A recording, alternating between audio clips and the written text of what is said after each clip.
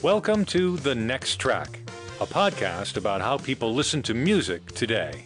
I'm Doug Adams. And I'm Kirk McElhearn. Hello, and thanks for joining us again. I'd like to remind you up front that if you're digging the show, be sure to give us a rating or a review or a recommendation in your podcast app or at Apple Podcasts. It helps us out a lot, strokes our egos and whatnot. This is episode number 85 of The Next Track, and it's brought to you by Econ Technologies, the makers of ChronoSync backup and sync software. I'll be able to tell you some more about ChronoSync a little later on in the program, as well as we'll have a special discount offer for you, too. Meanwhile, today we wanted to talk about the piles of music files we've been accumulating over the years. How many tracks are in your iTunes library, Doug? Well, I've actually got two libraries. I've got a main library that I use all the time, then I've got one that I've used to back up stuff that I don't use. My main library is just under 50,000 tracks, and this backup library that has mostly production music and sound effects and things like that, it's just about 20,000 or so. Yeah, my main library is about 65,000. And my second library is about 80 or 90,000. I just removed about 5,000 tracks from the main library. And I do this every now and then. I go through my library and say, well, I haven't listened to this in years and I won't be listening to it.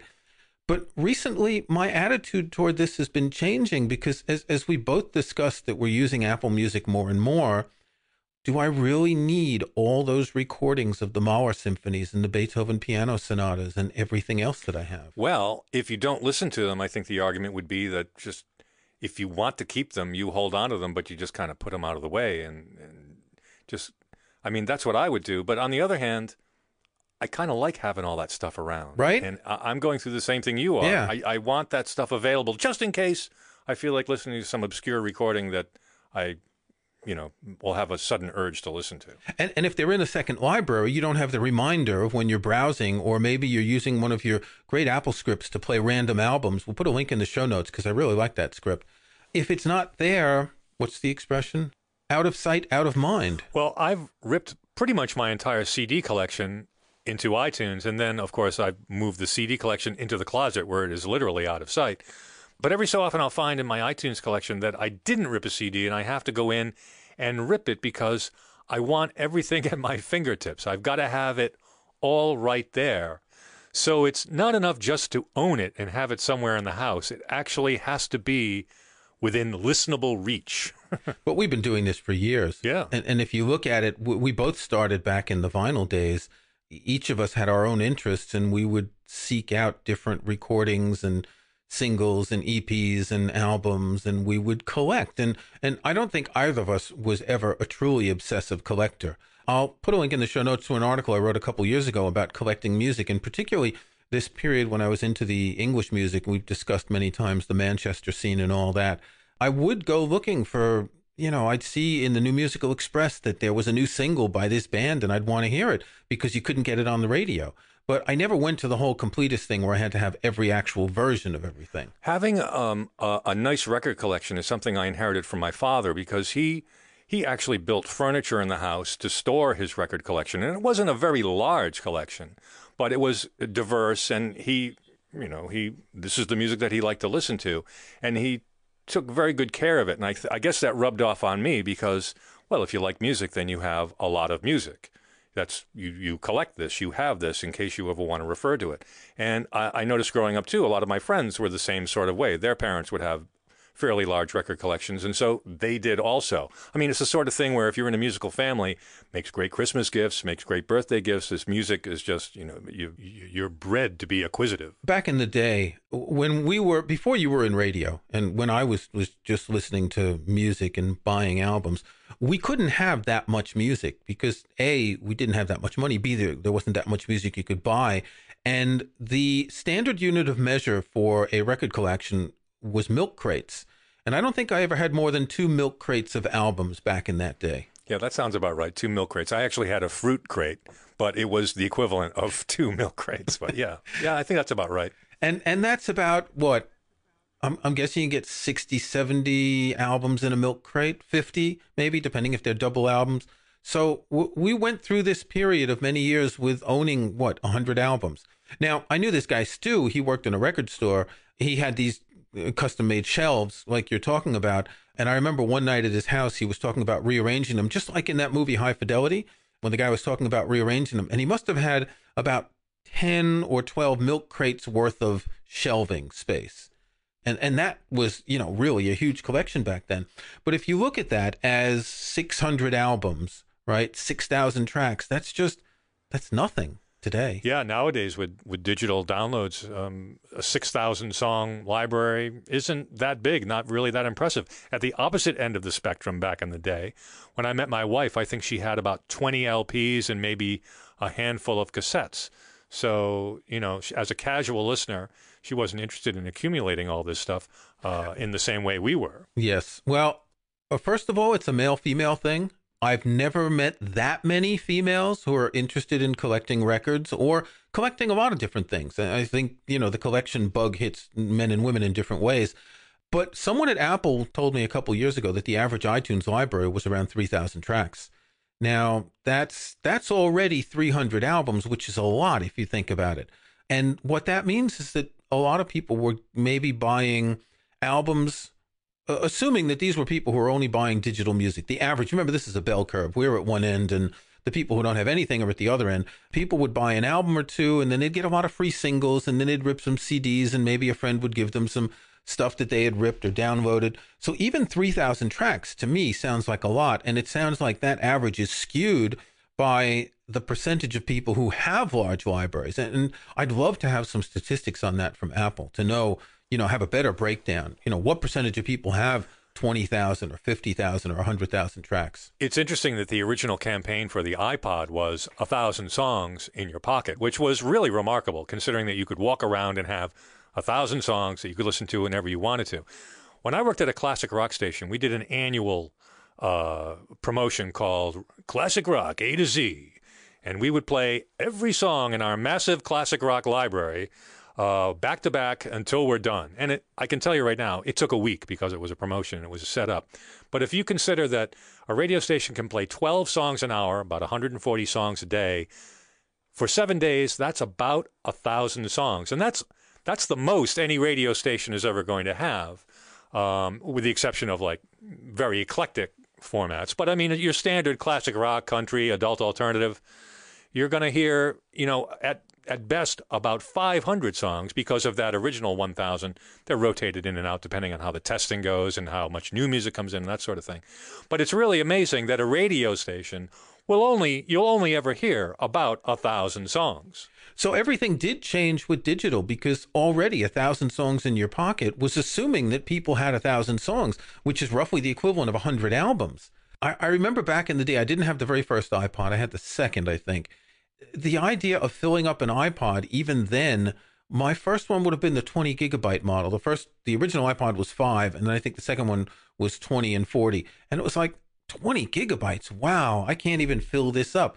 Of course, we were ripping at a lower bit rate, but still, 20 gigabytes. And it's also easier to accumulate digital music because you don't have the physical size constraints of LPs or CDs. I mean, if you've got enough room on your computer, you can have a lot of files. So it became easier to get these things either through, back in the day, ravaging through Napster to get stuff, or borrowing friends' CDs or that sort of thing. It was fairly easy to develop a large collection without having to have the space for it in your house. Yeah, so now we have access to 40 million tracks on Apple Music, Spotify, Tidal. I'm pretty sure they all have about the same numbers.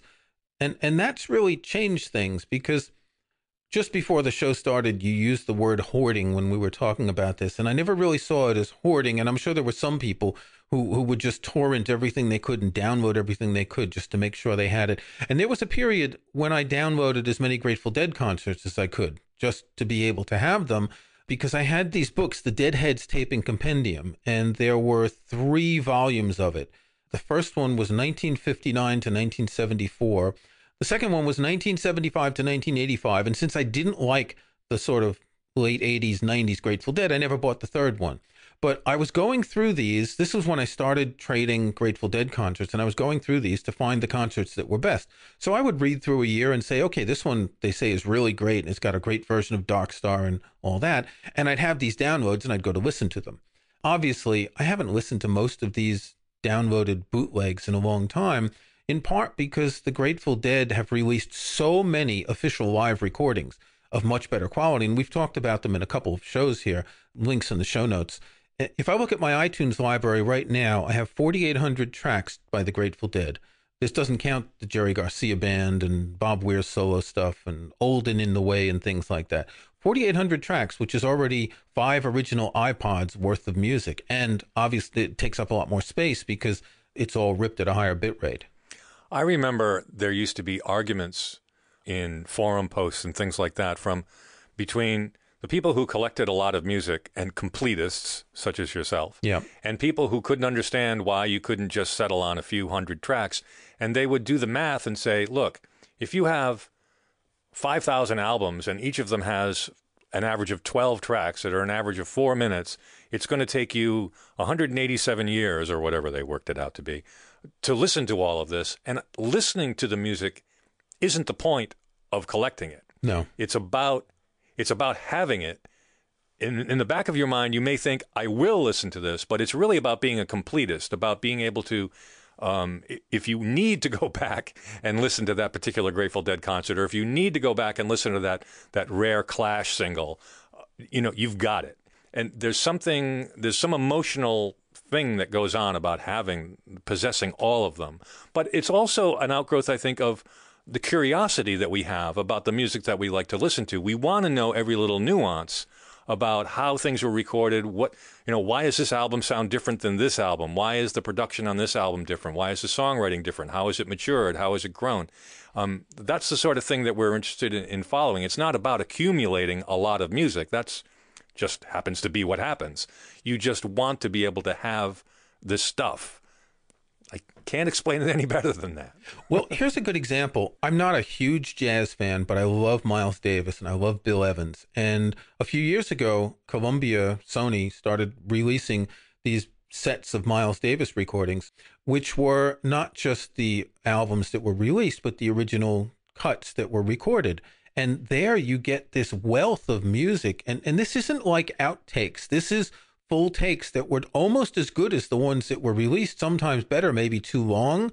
You take an album like Bitches Brew, which was a double LP, not very long, maybe 30, 35 minutes on each side, and you end up with 3 hours of material from the different sessions around that period. Some of the music that was unreleased was better than some of the music that had been released. Or the Bob Dylan bootleg series. Dylan, for some reason, has left out some of his best songs on his studio albums in this century, for the most part. And some of these bootleg releases contain outtakes and different versions of songs that are really extraordinary. So once you start getting these bits of music by someone you like, you want to keep getting more because there's always more. And of course, you're never going to listen to all of it. You may just needle drop a couple of songs here and there just to compare. I've done the same thing with lots of albums. A lot of the albums that I like have been reissued, and every time they're reissued, they contain more and more and more stuff, outtakes and recuts and rearrange things and remix things.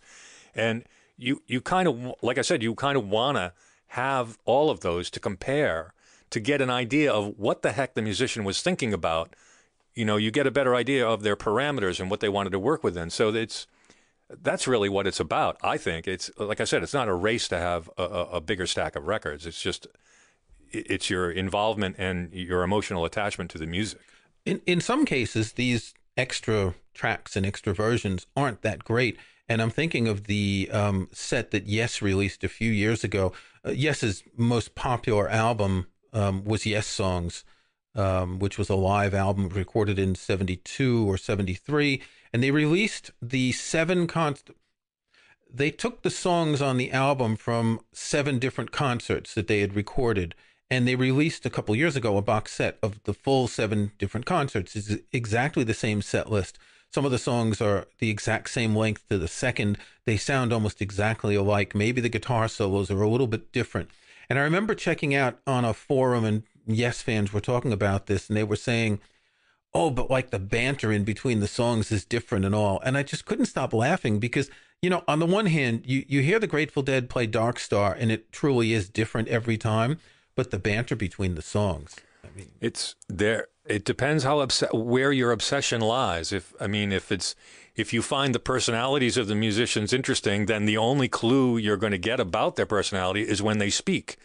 I think I mentioned in the last episode I was talking about remastering a Who live album to edit out Pete Townshend's stage bantering. But even so, the fact that I have heard him speak and say things about the music informs me about how he feels about the music.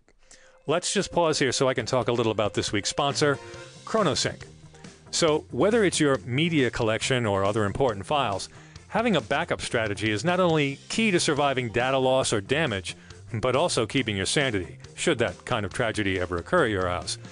Next Track listeners know that we talk about backing up all the time, and that's why we'd like to recommend ChronoSync, the backup and sync software from Econ Technologies. ChronoSync allows you to easily set up various scheduling tasks. You don't have to back up everything all at once to just one place. Now, ChronoSync uses creation assistants that already have some common backup and folder sync tasks to choose from. Backup just the home folder, sync from this folder to that folder, this volume to that volume. Frankly, for most people, they're all you're going to need. But you can create your own specific backup or sync schedules too. For instance, Kirk uses it to sync video files from his main iMac to the Plex server on his Mac Mini, which is in some closet somewhere. ChronoSync can sync or backup to and from any device that can be mounted on your Mac. Now, one of the things I really admire about the developers of ChronoSync is that they've got this old-fashioned idea that you should try out software before you buy it. So you can download a full-featured 15-day trial of ChronoSync to see how it can work with your workflow. It's a great way to check out all of ChronoSync's features, including drive cloning, bootable backup creation, cloud backup. So listen, because you're a Next Track listener, when you do decide to purchase ChronoSync, because I think you will, you can save 25%. Now here's all you do. Go to this episode's page at thenexttrack.com. This is episode number 85. And click the link there that takes you to the ChronoSync page, and the 25% savings will be yours. Whatever your backup or sync scenario, ChronoSync has got you covered. Download the full-featured 15-day trial of ChronoSync today at econtechnologies.com. And we thank them for being a sponsor of The Next Track. And we're talking about how much music is too much and why we acquire these big music libraries. So one genre which particularly lends itself to this is classical music, and I'll link to an article I wrote called Searching for the Perfect Recording. And I wrote about how I wanted to listen to a Schubert piano sonata, and I wasn't sure which one, because at the time that I wrote this, I had 22 different versions of this sonata. It's Schubert's crowning piece of work for piano, and different pianists play it very differently on different pianos, which gives it a different sound. The point of my article was not so much to say that there is such thing as a perfect recording, but that the process of comparing recordings and listening to them is extremely interesting. So what's happened in the past 10 or 15 years is that we've seen these classical box sets come out, initially at relatively high prices, but now they're between $1 or $2 per disc. So you can get, a set of 100 CDs of your favorite artist or composer or whatever, and it's maybe $200 at most.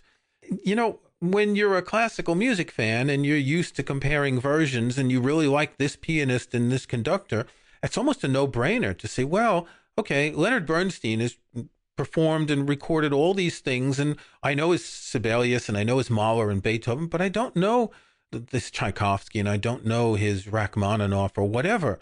And it's very tempting to buy these box sets, and naturally you don't listen to that much. But you can justify it saying that, well, this $200 box set, there are maybe 6 or 7 CDs that I'm really going to listen to. And that's what you would have paid for those 6 or 7 CDs 15 years ago anyway. So you've got all the extra stuff. Of course, this leads to the problem of, do you rip it all and put it in your library? And we know how long that takes. I've gotten to the point now where A, I really don't buy any more box sets. And B, I don't even rip the last dozen or so that I bought because it's just too time consuming. That's an interesting thing. We were talking about, again, I'll reference our last episode. We were talking about how in the old days, if you wanted to record something, you had to do it in real time. And then came digital, and we could rip a CD in a matter of minutes. And now even doing that is too cumbersome a chore. We just immediately jump to the streaming to see if it's there. Well, no, I'll disagree with you. The chore itself isn't the ripping, it's the tagging because of the problem with getting classical music tags right. If I was ripping 50 Grateful Dead CDs, I would put the CDs in, let iTunes rip them and spit them out, put the next one in. I would spell check afterwards, and I would know that the tagging is more or less correct. But with classical music, it's such a mess that it's really a big job. But in any case, the job, in order to get the stuff from disk into your library, there is a certain amount of manual labor you have to do that you would prefer not to do. This is true. I will confess to at least once torrenting a box set that I had bought just so I didn't have to rip the discs. And do the tagging. Or would you still do the tagging? Well, I still had to do the tagging. Still do the tagging because the tagging's not the way I want it. But it's just to save the time ripping the discs. That's an interesting thing. There are behaviors that are attached to a large record collection. And one of those behaviors is the housekeeping. The consistency of the tagging. Well, not only that, but there's a thrill and there's a joy in working with tagging, with rearranging the collection. For instance, if you had an LP collection, like you mentioned in High Fidelity, it's like, well, I think I'm going to arrange my record collection by genres this weekend. I'm going to spend the weekend rearranging things by artist. And that happens in iTunes, too. People tend to do things like that, rearrange things, do the housekeeping. And that's thrilling in a certain way. That's a fun thing to do with your music. That's another way of enjoying your music. You don't have to listen to it, but managing your collection is a fun thing to do. Look at Discogs, for example. People take great pride in creating their accounts and their lists of their music and that sort of thing. And look at that. That's turned into a business. Now people can buy and sell each other's records. So there's a certain that activity is an adjunct to the collection, but it seems to be an important part of it. Yeah, Discogs tends toward almost the stamp collecting thing, that you want to get the one with the certain text in the runout groove was only in this pressing that was made in this factory in Germany or whatever. It gets a little bit obsessive. Using classical music as an example, I want to look at an extreme case. I know a guy, his name is Steve. He's a classical music fan, and I reached out to him this week and I asked him how much music he has in his library. So I'm going to read some comments that he sent me on Facebook, and I think this is actually quite interesting. So he says, "Hi, Kirk, interesting question. With Spotify and Apple Music that I may soon switch to, it does pose the question as to why I keep buying physical media, especially as I rip everything and never go back to the physical unless I need to read notes." Makes a lot of sense, right? Then we come to the numbers. Are you ready for this? Steve says, now I have 482,000 items, 7.5 terabytes, and probably a terabyte to add to it. Now, you and I were in touch with a lot of people who have a lot of music, and 100,000, even 200,000 is not unheard of. But this, to me, is the Everest of a classical music collection. That is a very large collection. As you say, I think the largest collection I've ever run across that someone had was about 250,000. I can't imagine how iTunes manages much more than that without choking on itself, especially if you create lots of playlists and things like that. Just as an aside to this, I chatted with a guy a couple of years ago. I was working with him. He was trying to get his playlist from one library into another. He had, and I can't believe this is the right number, but I tried to find my email correspondence with him and I couldn't. But he had easily 20,000 playlists. He had each album was in a playlist. Each album in a playlist, and yeah. Each album was in an artist playlist folder, and each artist playlist was in a genre playlist folder. So we had these a very complicated database structure. Cascading playlists. Yes. And it brought iTunes to a standstill. Now, that's probably because he just had too many playlists. If he'd gotten rid of all the playlists and used the browser bar, he probably would have been better off. But he insisted that this was part of his routine, putting things into playlists and organizing things. That was part of the thrill. Well, I'm not sure which version of iTunes it was. Was it 9 when they changed the database structure and the database file itself shrunk drastically? Because I remember previous to that, I had been telling people in my articles and books, when you get to about 30 or 50,000 tracks, iTunes gets really slow. And all of a sudden, with this new version, it got a lot faster. And I was upward of 100,000 at some point, and I never had a problem. So I think we've gotten to the point where iTunes can manage a much larger library than before. Yeah, I'm not sure if they updated the software they use for the database, which I think is a version of, I think it's a homebrew of SQLite or something. But they made it much more efficient at that time. And it's been about the same ever since, really. But still, there's got to be a limit where, you know, the database is just going to crash when it tries to update the UI. There's got to be a point where that's going to break. So I want to read some more of Steve's comments because it's interesting. He describes how and why he got to this point. And thank you very much, Steve, for giving us this information and allowing me to quote this. He says, I think the genesis of this is that I started working in a classical radio station when I was 12 years old. Until I was about 30 years old, that was my life virtually every day. So this is his version of the high fidelity thing, radio station instead of a record store. He says, the record library was my zone, and I knew it like the back of my hand. I also thought like a radio programmer, and that still sticks with me. I buy these complete box sets by artists I barely know because someone I trust tells me they're worthwhile.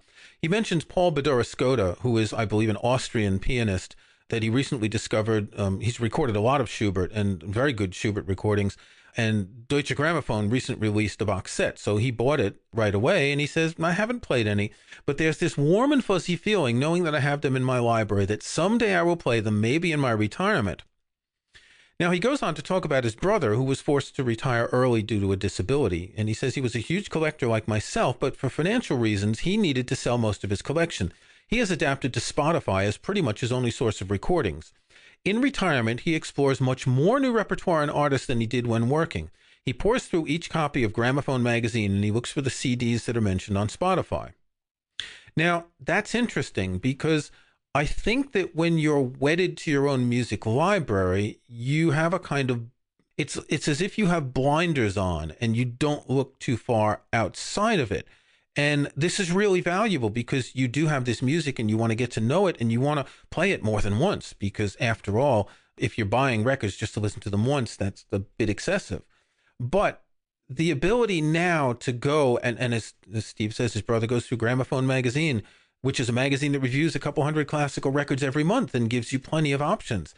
Why bother to buy them? Because you may be disappointed. You may listen to them once or twice. Having a streaming service, I thought of this analogy the other day. It's like having an apartment right next door to the record store. And the owner of the record store says, here's the keys to the record store. Whenever you want to come in and listen to something, be my guest. And so when you have a streaming service, the only thing different as far as I'm concerned is the stuff just isn't at my house. But because I'm getting more integrated with these streaming services, I don't mind that the music isn't here. I don't mind that I don't have to deal with the information. I don't mind that. And it's really easy to find obscure things that may just enter your head, or maybe you see mentioned in it, like you say, in Gramophone or Rolling Stone or someplace mentioned. You can very quickly go and find it and listen to it. So the convenience of having access to all of this music without having to store it yourself, I think is an advantage. It took me a long time to evolve to that, though. Yeah, the thing is there are exceptions. There are still some labels that don't stream. We saw that ECM moved to streaming recently, but Hyperion Records, one of the great independent classical labels, doesn't stream. The Grateful Dead releases a number of live recordings that are available in limited editions, and they don't get to streaming. The Dave's Pick series is the current one. The big box sets the Grateful Dead releases, like the Europe 72 or the 50th anniversary set, none of these are streamable. So you're not going to get everything. And if you still want to buy some stuff, you buy the things that you know won't stream. Some artists simply don't do it. In fact, my next track selection at the end of the show will be by an artist who has some music streaming, but very little, and releases, in many cases, limited editions of CDs. So it's hard to make that balance. On the one hand, I could probably find 98% of the music I want to listen to. Let's say 95 if I factor in the Grateful Dead. But most of what I want to listen to, I could find on Apple Music or Spotify or any of the other services. But one of the things that's holding me back, and I think holding you back, is the fact that I will not mix my personal library up with the Apple Music library because of all the mess that causes, the iCloud Music library. So I can't go 100% into that mode because I don't trust what Apple's going to do to my music. Well, what I do is I just don't add anything, and I primarily just want to hear the album. And once I've heard it, I don't need to hear it again for another 2 or 3 years. If there's a Frank Sinatra album that somebody says I should listen to, I'll just pop on Apple Music and listen to it. I don't need to have it, but I kind of do have it because it's right there in Apple Music. So, it's not a matter of possessing it anymore. It's just a matter of, I have access to it. I can appreciate it for the amount of time that I'm going to. I'm not 14 years old anymore. I don't listen to albums over and over and over and over again. It's now a matter of broadening my horizons and finding lots of different interesting music, or music that I'm already interested in, or new releases of things. People are constantly finding recordings that were never released and now releasing them. You see that quite frequently. Well, we haven't discovered anything new, but it's obvious that this change is really affecting the music industry. And I think the biggest difference now is, for a few years, the streaming was affecting the music industry of the casual record buyer. But now it's starting to have an effect on the music collector. I mean, Steve, with 482,000 tracks, is probably going to stop buying records. I've more or less stopped buying records, except for a few occasional things. I'm reminded of a quote from Klaus Heyman, who's the head of Naxos Records. And he once said, there's pretty much a consensus in the industry that there's maybe 1 million classical music collectors in the world when you define a collector as someone who buys at least 10 CDs a year. Now, what's going to happen when half of those 1 million people don't buy those 10 CDs a year? And, well, that's, 5 million CDs that aren't being sold. The classical music market is already relatively small compared to the pop market. You're still going to have obsessives. And again, this is from the article I wrote, Searching for the Perfect Recording. I asked some fellow classical music fans who have like multiple copies of different works. I mentioned I have 22. I had 22 recordings of this Schubert sonata when I wrote this article. I have a few more now. I have about 25 of Bach's Goldberg variations. And one person, he said that he had 60 recordings of Debussy's Etudes. Another person, he said he had 139 recordings of Bruckner's Fourth Symphony. One person admitted to having 150 recordings of Widor's Fifth Organ Symphony. And one said he has about 250 recordings of Wagner's Die Walküre. 250 recordings of one opera. That's a big opera. That's a 3-disc opera. Yeah. So I understand the interest in different versions of things, particularly if you're a musician, where you may appreciate it differently than the average person. But that gets to the point of just, obsessive collecting. I think some of the people, I'm not judging any of you people out there if you're listening and you've got your 250 Wagner recordings. I'm not judging you. But I think what happens is once you get started down that path, it's almost impossible to stop.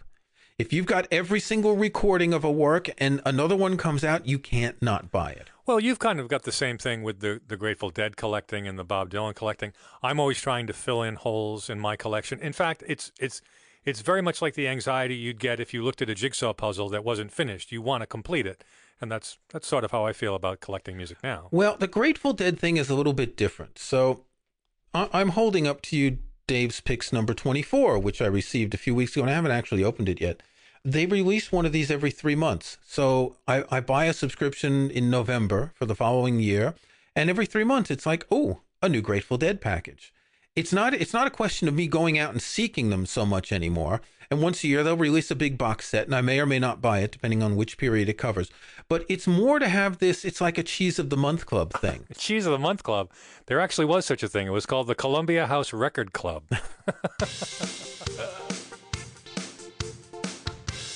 We're about to present our next tracks, and once again, we want to thank Econ Technologies, the makers of ChronoSync backup and sync software, for sponsoring this episode. You can download the full-featured 15-day trial of ChronoSync, and you should do it today at econtechnologies.com, and then save 25% on ChronoSync by going to the episode number 85 page at thenexttrack.com and click the link that takes you to the ChronoSync website. All right, Kirk, what's your next track? So I mentioned during the show that there are some musicians whose music I buy regularly because I just like them and because in a way it's supporting these indie musicians that I've been listening to for years. And one of them is Bill Nelson, and I picked one of his albums as a next track some months ago. And just today, I bought 2 new albums that he released on Bandcamp. It's called Rosewood Volume 1 and Rosewood Volume 2. He describes these as acoustic guitar pieces in an ambient soundscape that suggests a jazz and contemporary classical context, as well as a broader neo-roots music vibe. Well, someone's got a new marketing person because that's got a whole bunch of buzzwords in it. I actually was only able to listen to 1 track of the first album before Doug called me to start the podcast, and it kind of reminds me of that early Pat Metheny acoustic music. It's mellow, it's chill, it's got nice arrangements, there's a nice overall sound. It's not just a guitar, there's other instruments. And, Bill Nelson is an acquired taste. but if you really get into him, you'll like a lot of what he's recorded. And he releases a number of CDs every year. They're limited to 500 copies. He's basically a journeyman indie musician in his 60s who's making a living off a small group of fans. And I've liked his music for long enough that I'm willing to, contribute to that and spend 50, 60 pounds a year on his records. So this is called Rosewood Volume 1 and 2. I'll link to this on Bandcamp. This is only available by download. These are actually 2 CDs that were limited edition CDs he released in 2005, and they're now available by download for the first time. Doug, what are you listening to? Well, my pick isn't necessarily earth-shattering, but it was kind of fun to discover. Back in the 1980s, there was a band from Australia called Pseudo. They were like a synth pop band. They were a synth pop band. What more needs to be said? They had a big hit that I recall in 1987. It was a cover of Chic's Funky Town, and I've had the version of that for years, but I don't have any of their albums. It was just that single that I have.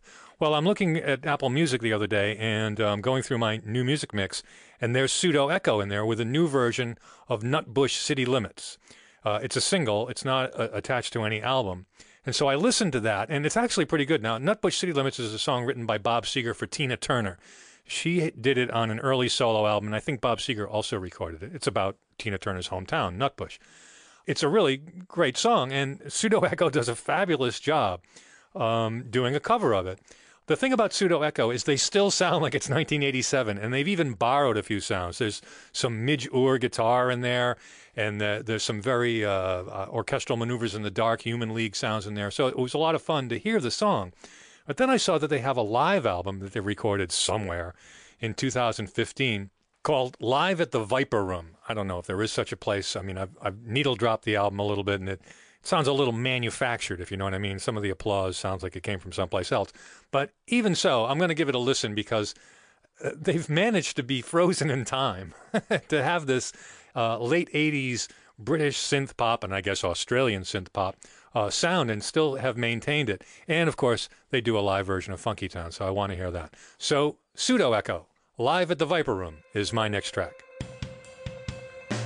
This has been The Next Track, a podcast about how people listen to music today.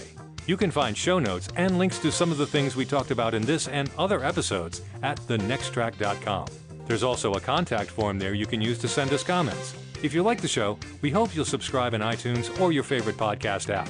And please think about giving us a review or rating. We'd appreciate that. I'm Doug Adams, and for Kirk McElhearn, thanks for listening. We'll talk to you next time.